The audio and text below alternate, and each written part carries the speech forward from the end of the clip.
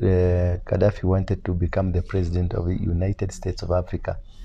Then his vision was to build an African a united African state, that no boundaries.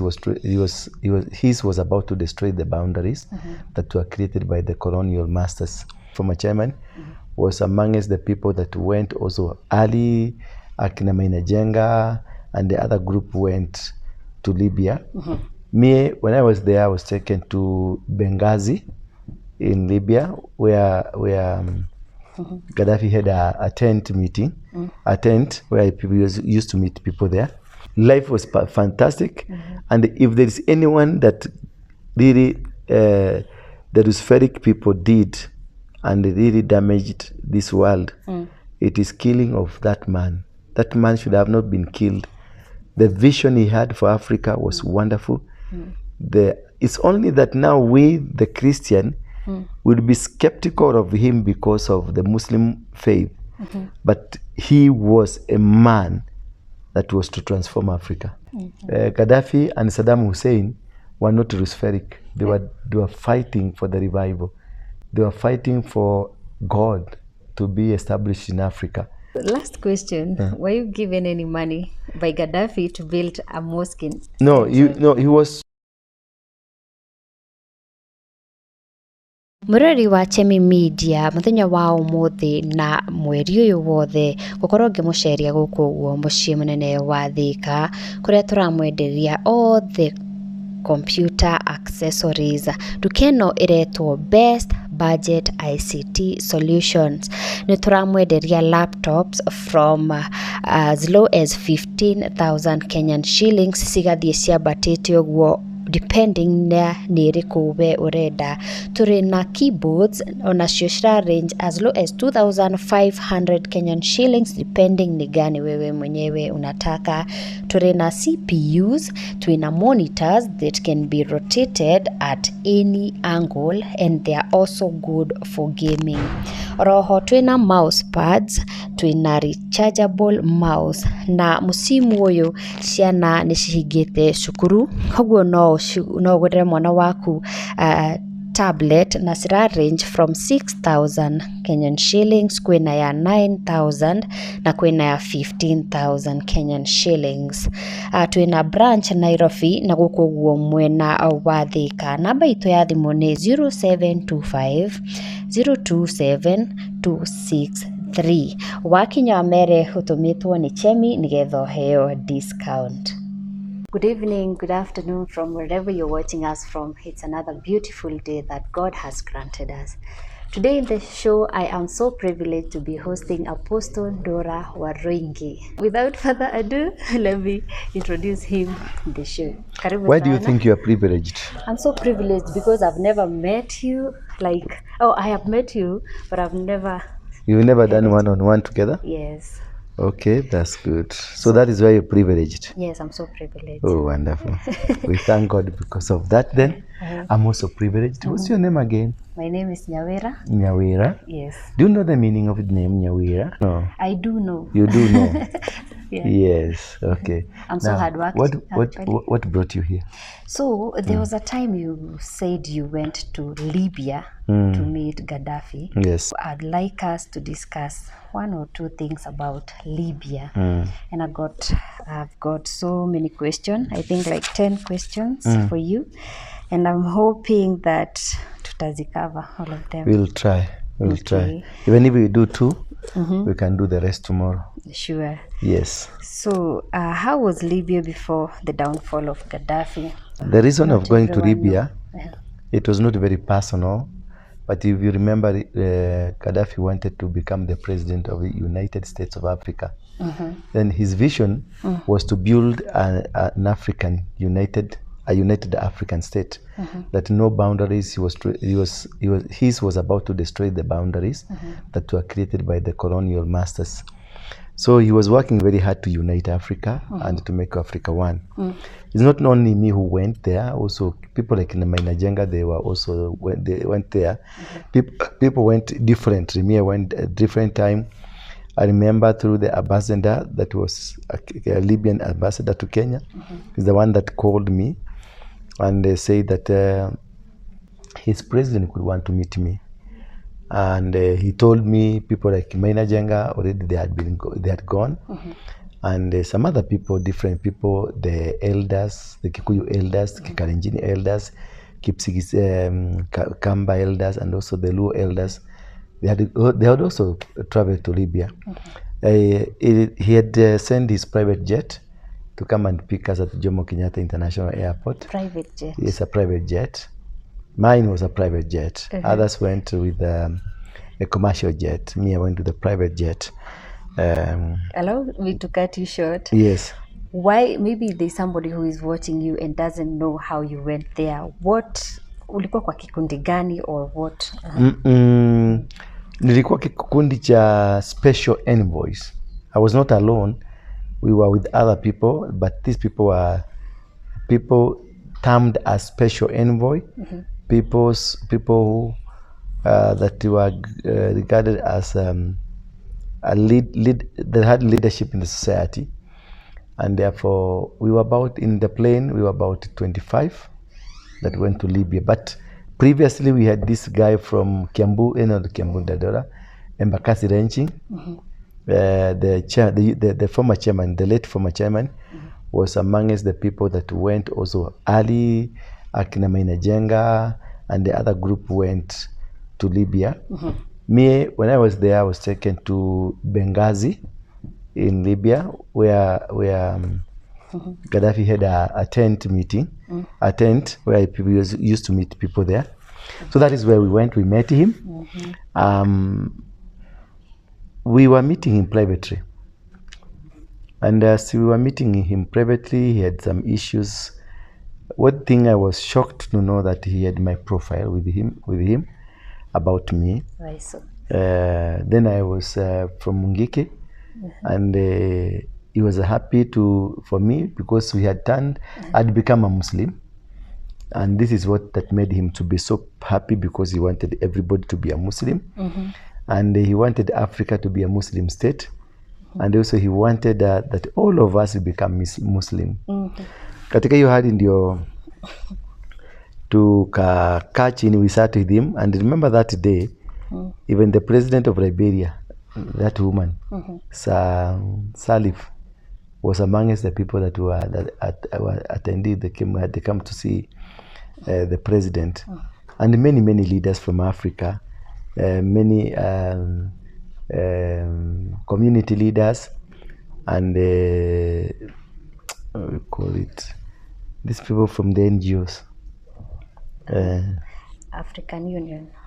There's people from NGO organizations. Okay. There's a name, the activists, the media people, media personalities, business personalities were also there. I was not alone. We were so many. But he was really pleased with me because he wanted me to join his forces, to join his campaign team to make Africa become one nation. For him, he found it was not necessary to have Kenya, to have Uganda, to have Tanzania. For him, he really wanted to have a united state of Africa. And he had a very, very good idea. In fact, the reason why he was killed by the Americans is because of that good idea. Because Americans would want us to remain fragmented as Kenya, as Uganda, as Tanzania, and then make sure that we don't come together as one nation. Sure. Because for us coming together as one nation scares these people badly, because they want to exploit Congo alone as Congo, and they want to create warfare between the DRC and Rwanda, and then Burundi, then Angola, then Kenya will be fighting Tanzania, then Somalia will be fighting Somaliland, then South Sudan will be fighting North Sudan. That is what the colonial master will want. Sisi kwa sisi. Sisi kwa sisi, tukulane sisi kwa sisi, as they take our resources. That is what really Gadaffi really wanted to stop. So because when we moved around Libya a little bit, and it was amazing. It was really amazing. No human being in Libya then that didn't have a house. So once you come out of school from 4, you finish your from 4, It's you can be, or it was optional for you to continue or get into college. It was optional, but education was absolutely free. And from there, if you are a teenager or a bachelor, you are given a salary of a bachelor, whether you're working or not. You're given a salary, and then you walk through that life of being a bachelor until you get a job. Once you get a job, now you're employed, you are given an official salary, which is added. Then from there, you are given all social amenities, the insurance, and everything is provided for by the government. And you are provided for by a car, you're given a car, until the government finds a job for you. Once you come from, you have a degree, you have a master's, whatever, until the government will find a job for you. Previously, they will be giving you a salary to maintain you. Wow. That's provided for by the government. And after that, once you get married, they give you money, and you are not allowed to get married until you get a job. You never, and it's not parents, it is the system, the government that was monitoring cannot allow you to get anywhere into marriage if you are not employed. Once you get employment, then they give you an opportunity to get married. In your marriage, the government will sponsor the marriage, and will finance everything you're doing within the marriage. If you get birth a child, the government steps in to take care of that child. They cater for the child. They cater for the child. And then therefore, when you are a bachelor, you are given a small house, a one-bedroom house or a single house. Then once you get married, you are given a two-bedroom house or a three-bedroom house, and this is a government house. Once you get a job, now you can have a privilege of getting a better house at a pay. A pay that is also subsidized by the government. Just like in Gulf countries. Yes. So that is the kind of life that Libyans were living. Before Gadaffi was killed, it was absolutely one of the best lives you will ever want to enjoy. If you want to do farming, they will come in and assist you in the farming. If there is a kind of a job that you want to do that is technical, and you need expertise, they will come in and help you until you are able to stand. And everything was good.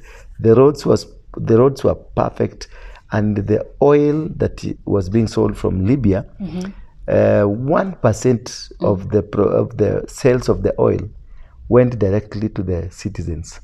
1%. Wow. Of the sales. If they sell 1 billion shillings, 1% of 1 billion will go to each and every Libyan citizen. You find your money in the account. Life must have been good. Life was fantastic. And if there is anyone that really the Rusferic people did and really damaged this world, it is killing of that man. That man should have not been killed. The vision he had for Africa was wonderful. It's only that now we, the Christian, will be skeptical of him because of the Muslim faith. But he was a man that was to transform Africa. Why did Gadaffi had female bodyguards while we see all African leaders having? For them, for him, he didn't have he didn't have anything to worry about. There was no threat because everybody was busy enjoying your life. You have your own family, your own house, your own everything. So there was no poverty. In Libya, there was no poverty. So why do you need a very strong army or people to guard you? He needed flowers to be around him. Those were the women. Yes.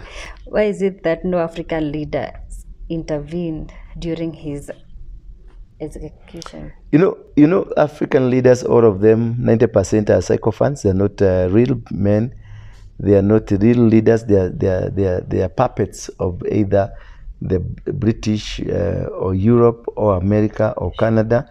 They're just puppets. Like our president is just but a puppet of America. When Joe Biden was there, now he's hanging around. That's why he's trying to do a hard knuckle kind of politics in the international diplomacy. That is hard knuckle. He's trying to make statements. Remember when he became the president, he made very powerful statements. because he wanted people to look at him and see a Pan-Africanist. That's why American had got admired with him, and he was trying to fight for the position with Akina Traore, with Akina, this gentleman from Mali, from Senegal. He was fighting for that position because already Akina Traore were becoming, Ibrahim Traore was becoming bigger and bigger, and becoming so synonymous with everything, and people were liking him.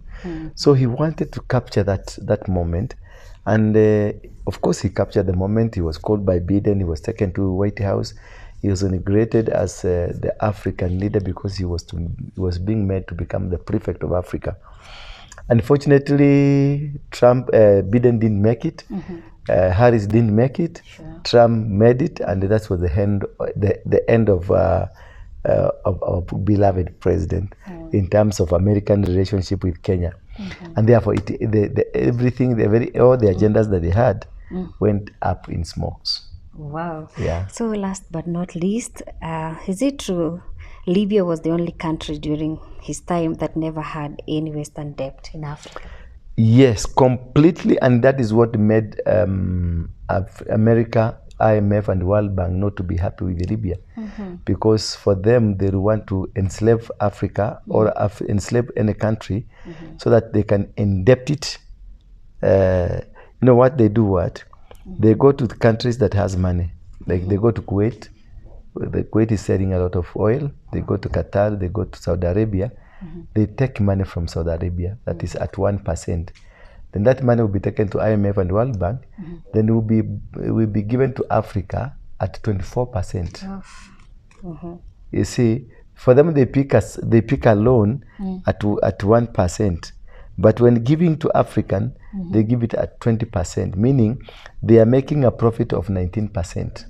And that is why they will want Africa to remain poor. If there is any organization that want Africa to remain poor, it is World Bank and the IMF. Those are the agents of imperialism. And for them is to make Africa continue being poor so that they can continue lending money to Africa, and they continue making money in African soil. So what really is important and people need to understand, it is that we need to make the record straight and safeguard the interests of Africa. Africa is bigger than China, America, and Asia put together. Combined. All of them combined. They will fit from North Africa to South Africa. Meaning Africa is the largest continent in the world with quite relatively a small population. But the most important thing to understand is that despite that the African being the largest continent, they have continued to impoverish Africa to make it more poor and more poor, so that the poverty can be sustained to the benefits and the desires of either British, of the European countries or American countries. So in a nutshell, what I'm trying to say is that the reason Gadaffi was killed is because he was not Roosevelt. Gadaffi and Saddam Hussein were not Roosevelt. They were fighting for the revival. They were fighting for God to be established in Africa or in their respective nations. But the Roosevelt people didn't want such a person that is independent. They curtailed those people and dismantled them, destroyed their bases, and also make sure they plunder the nation so that these nations can continue borrowing money from them. So is it true that he wanted people to trade with gold? Yes, that's another factor that America were not happy with, because we used dollar to trade, and he really wanted to make a gold coin that we were to trade with. So we will not be using the money, the currencies that we have. We will be using something different that was not in the hands of America, but in the hands of the Libyan. So they were not happy at all to see this man is liberating Africans from the yoke of our colonial antagonists, who really wanted us to continue being their servants, being their beggars, being the people that being the people, kind of people that will worship them. And that was the most dangerous thing that would happen in Kenya, in Africa, and in the world.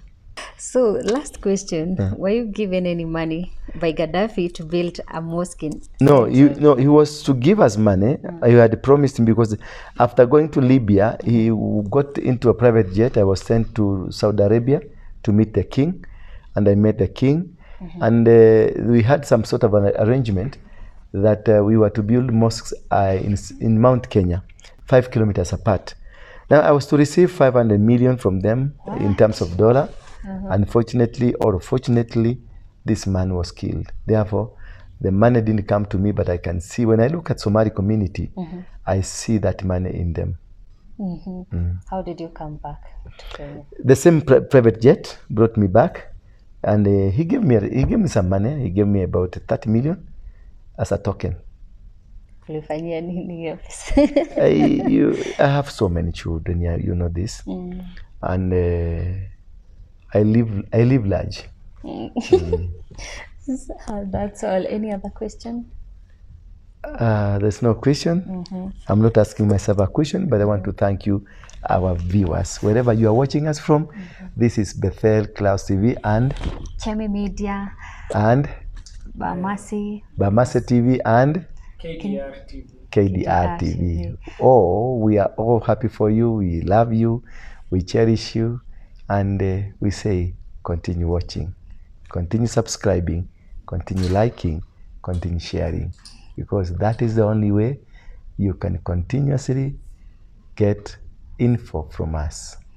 Thank you, Apostle. May God continue blessing you. Yes. For taking your time. Nikuulize mimi maswali. I'm so humbled. Asante sana. Asante. Funga basi.